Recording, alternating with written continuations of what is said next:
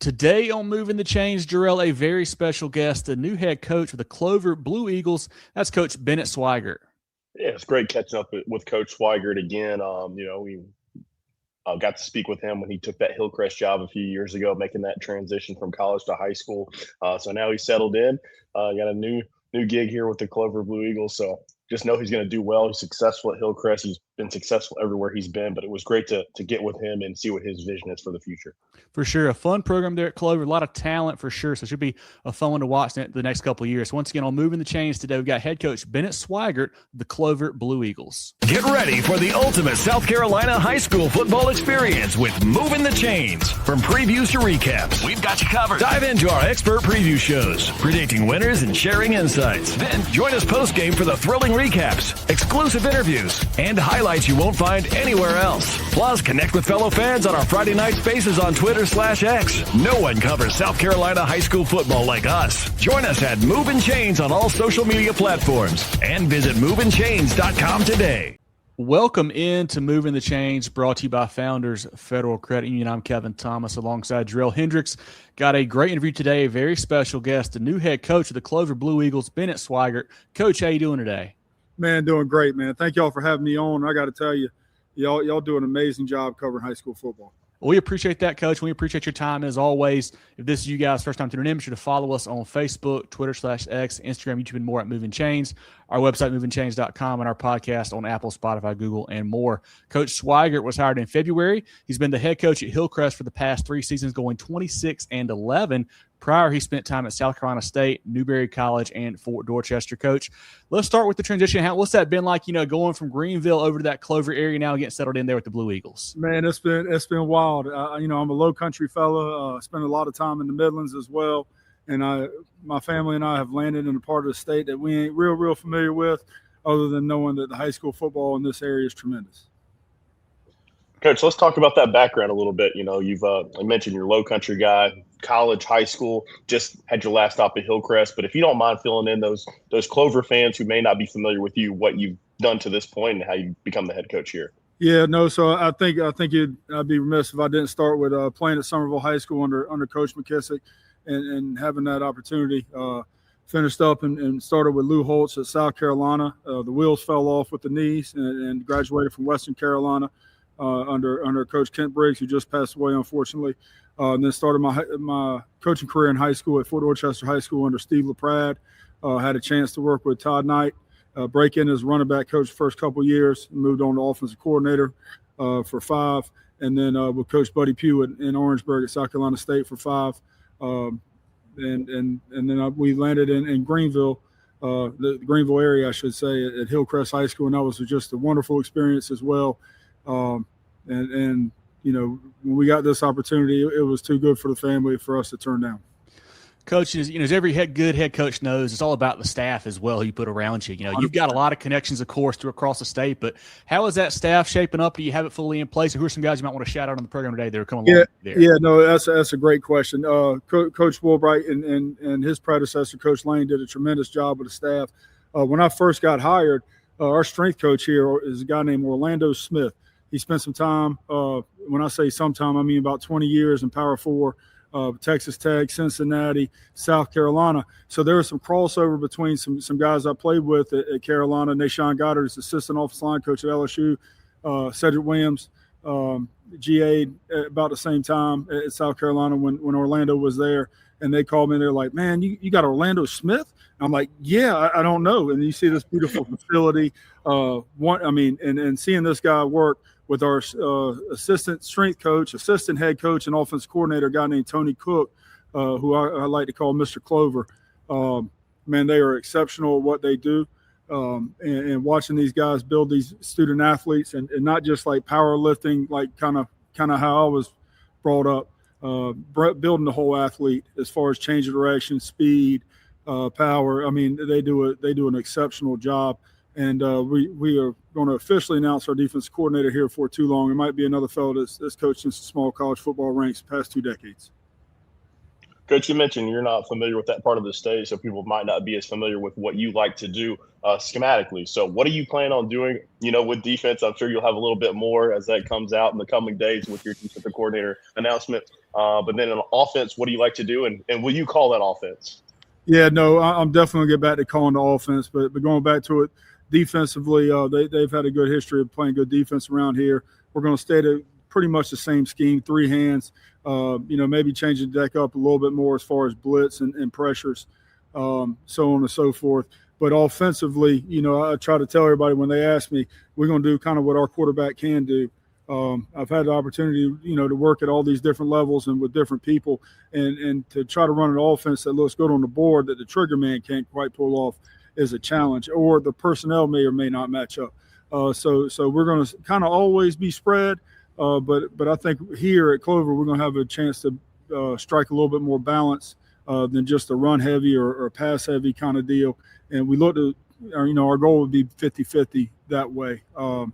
We might have to integrate a few more tight ends and tailbacks in what you've seen, historically with our deal.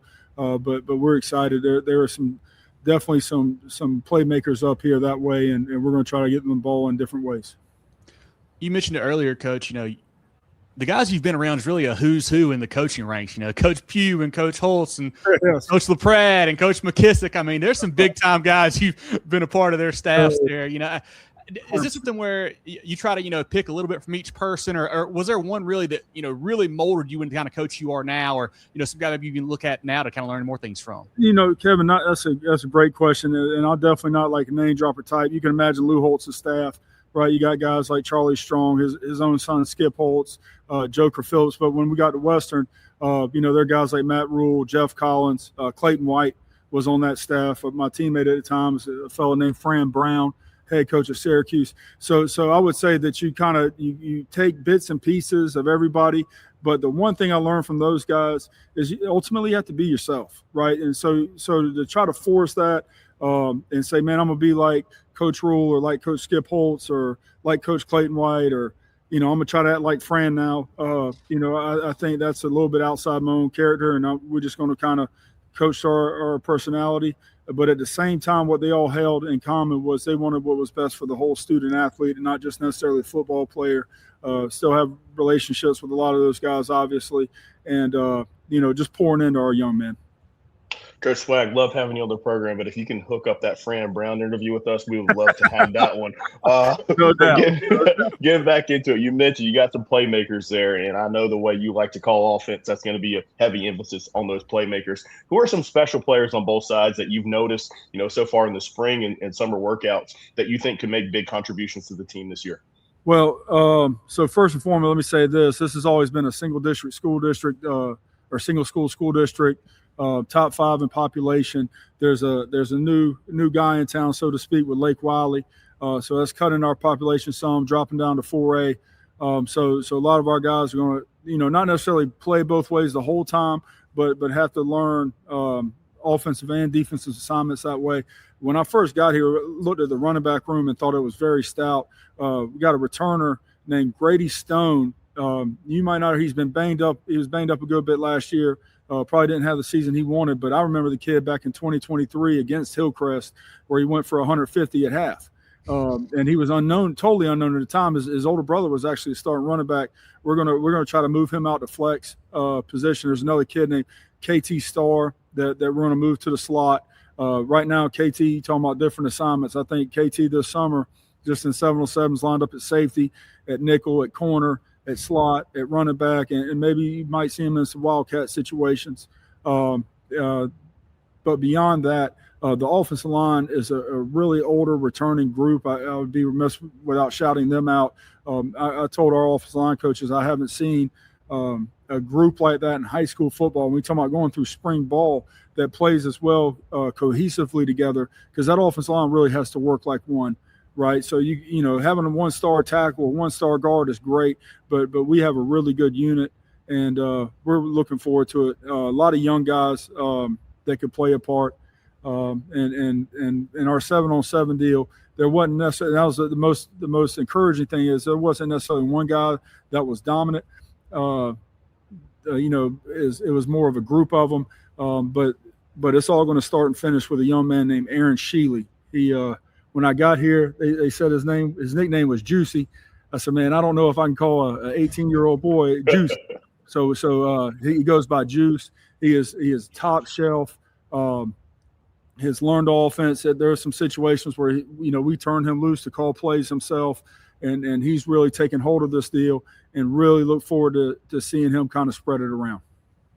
Coach, we mentioned you were kind of hired, I would say, a little bit earlier in the cycle in February, not too late.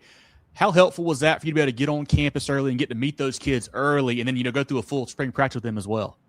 No, it was big, and just learning, kind of the Clover Way, if you will, right? So when you jump from district to district, we can all kind of assume everything operates the same throughout the state of South Carolina, but it's really kind of dependent on the district as far as like support. And I mean, you can look around our backdrop right here in the weight room, indoor facility. You got turf when you have inclement weather. It's big enough turf space to get a lot of things done. So really trying to figure out our young men and the Clover Way. And going back to the staff, Tony Cook, Orlando Smith, Paul Daigle, Wayne Williams, all these guys, kind of showing me how we do it here at Clover. And the last thing I wanted to do as a head coach was come tear up something that ain't been tore up, right? And you can look back from Jet Turner to Brian Lane to Perry Woolbright. This is a program that stands on its own feet, no matter who's at the head of the snake. So really learning the Clover Way, learning our kids is really been instrumental. This is always a fun question for us, depending on if the coach is offensive minded or defensive minded. We're catching you in the summer, so it's 7-on-7 season. Oh, so what are your thoughts on 7-on-7? Do you take it as a situation, especially as a new coach, where I can implement some offense, or is it strictly, hey, we want to look at the competition aspect of doing it? But are you a fan of 7-on-7, and have you even looked into the 11-on-11 stuff as well? Jerel, even more so. I'm a quarterback guy, right? So you would think I would just love these 7-on-7. Yeah. I'm not a real big fan of them. I think they present some good things, but like looking at it from the quarterback standpoint, I think you can kind of you can gain a lot of bad habits that way. Sure. Very rarely do you have 4 seconds, a clean surface, nothing in your lap to look at. Whereas like it takes away from your eye discipline, right? And then when you put these kids in a position to compete, you're feeling that alarm clock go off as you get down to 3 seconds and you're approaching 4 seconds. A lot of times you just want to chuck the ball up. We try to stay away from that. We actually coach our guys to get into a scramble mode. If it's not 1-2 or not how the play is designed, bust out of the pocket, start building that muscle memory, start formulating your own alarm clock that way. So I think you have to be very, very careful with it offensively. Defensively, I think it's good to see a lot of different concepts. And it's ultimately always good to get ball in air in a competitive situation. But at the same time, we had a little bit of success at South Carolina 7-on-7.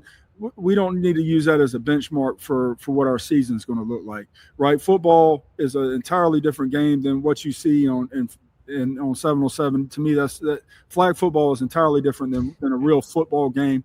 Now, it is, like I said, it's good for defensive concepts. Up here, what we're going to try to do is we got some side adjustments in our offense as far as route running, right? We have routes that are very clearly explicitly defined, but then we have other routes that are defined by coverage. So it's good to face various coverage, fit those routes to that coverage.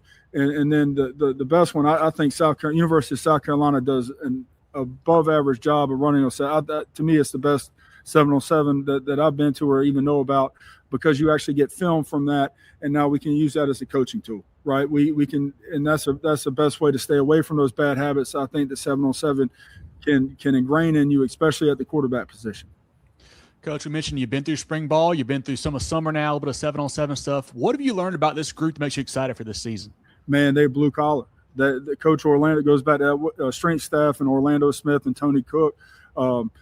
They have brought these young men up from a very young age of doing it the right way, in my opinion. And I'm not a weightlifting guy. Like I told you, I was a quarterback, so I was always trying to check the boxes and get outside and toss the ball.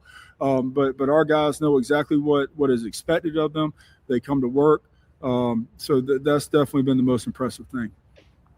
Coach, we've seen it all across the state as South Carolina continues to explode. People keep moving here in droves. In Charleston area, you see like Ashley Ridge breaking off, becoming a new school. You see Lucy Beckham coming off of Wando, Wren and Powdersville. You just saw it too with Hillcrest and Fountain Inn. As you have seen Lake Wiley come, how have you guys kind of developed that rivalry and try to fit that organically as you go into the season with this new kid on the block, as you kind of now I think up here is definitely a different walk for people up here. Like I said, it's always been Clover High School, right? And Clover would pull from different communities, Roosevelt, Lake Wiley, so on and so forth. So I think the rivalry will kind of naturally form that way when you have kids that are used to being on their own team or used to being on the same team, and now all of a sudden you look across and they own a different set of grass than what we own. So I think that will kind of naturally form. At the same time, I'm trying to get our guys to be more aware of our goals and not just solely focused on the Chargers, right? Like around this community, it's really driven off of the Blue Eagles and the Chargers and who's going to go to what school and so on and so forth. Whereas we're trying to, maybe trying to broaden that perspective and say, all right, now look, we still playing ball in a very, very competitive region. You talking about growth, Indian Lane going from 1A or 2A to 5A, and then they get the appeal all of a sudden to drop down to 4A. They're in the region. South Point's in the region. Certainly don't have to say anything about any schools from Football City, USA. So very competitive region that includes a few more challenges than just the Chargers. So we're trying to kind of broaden that perspective and not necessarily look past the Chargers because that's going to form naturally, like I said, but understand they ain't our only opponent. With this being your second head coaching job now, how has that transition been like? I guess, is it easier getting the second one than the first one, like just kind of knowing what to do and what not to do? Or what was that process like compared to the first time you became a head coach? Kevin, I'm still drinking from a fire hydrant.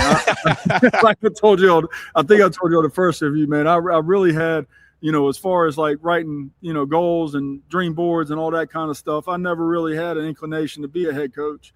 I was very, very happy being an offensive coordinator and being in that little dark room and watching film all day. So it is definitely drinking from a fire hydrant, going from one district and how we operated here as opposed to landing in this place and how we operate here.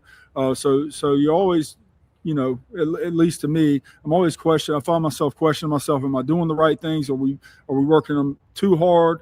And then if we pull back, are we working them hard enough?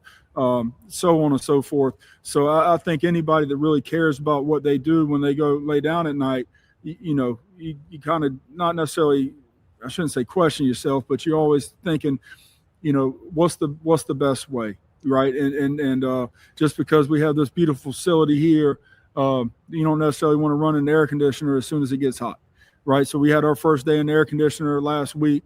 It got really, really hot outside, and then I lay down that night like, man, I'm making them soft, So it's a struggle at all times when you're trying to excel every day. And I find myself, rethinking those decisions constantly, to be honest with you.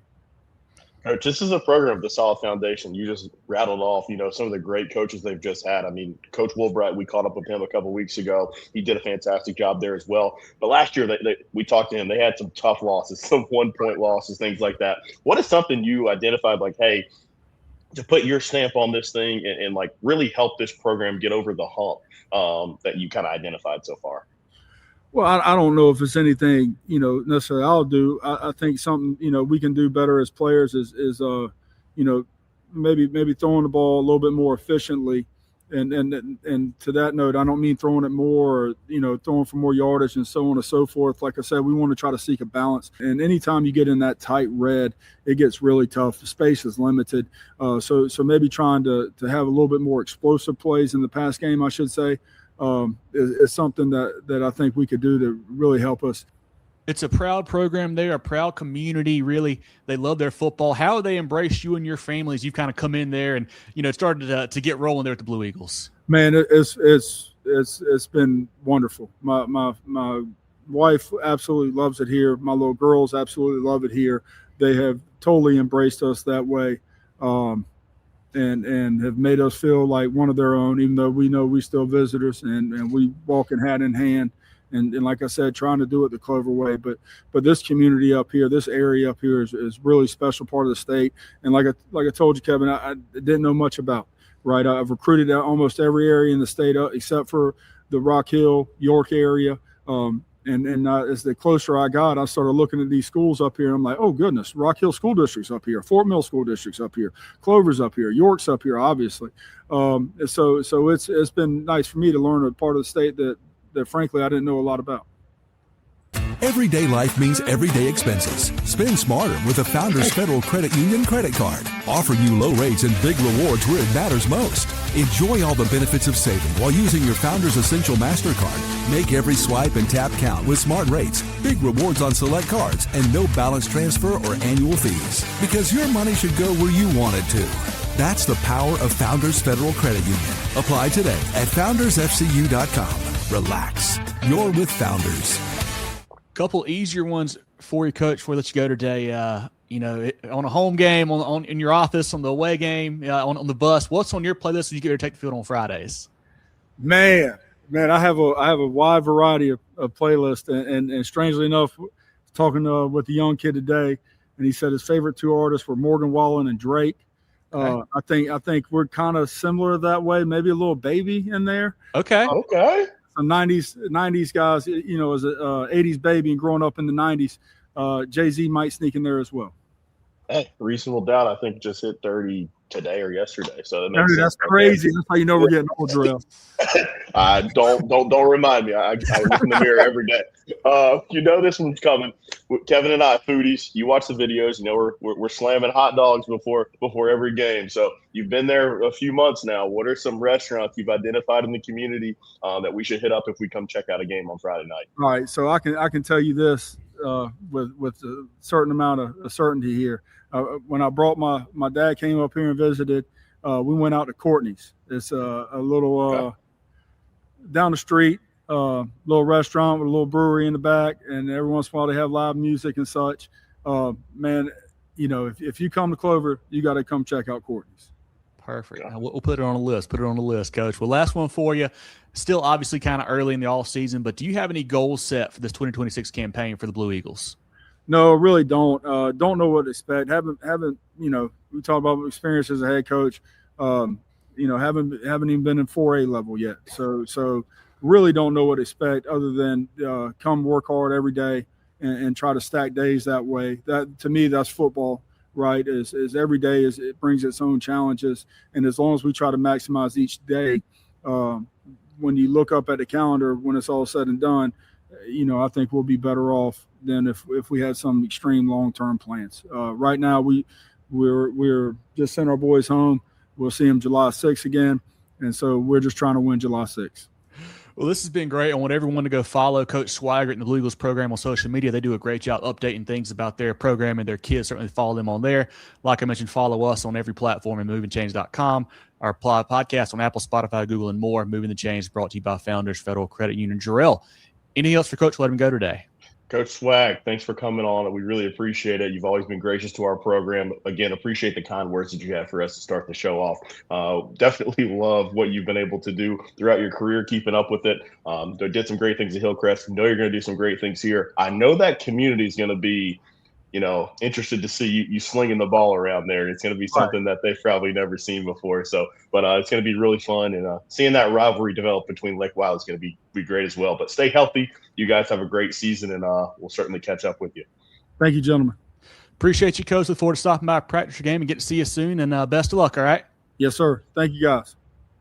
Get ready for the ultimate South Carolina high school football experience with Movin The Chains. From previews to recaps, we've got you covered. Dive into our expert preview shows, predicting winners and sharing insights. Then join us post-game for the thrilling recaps, exclusive interviews, and highlights you won't find anywhere else. Plus, connect with fellow fans on our Friday night spaces on Twitter/X. No one covers South Carolina high school football like us. Join us at Movin Chains on all social media platforms and visit movinchains.com today.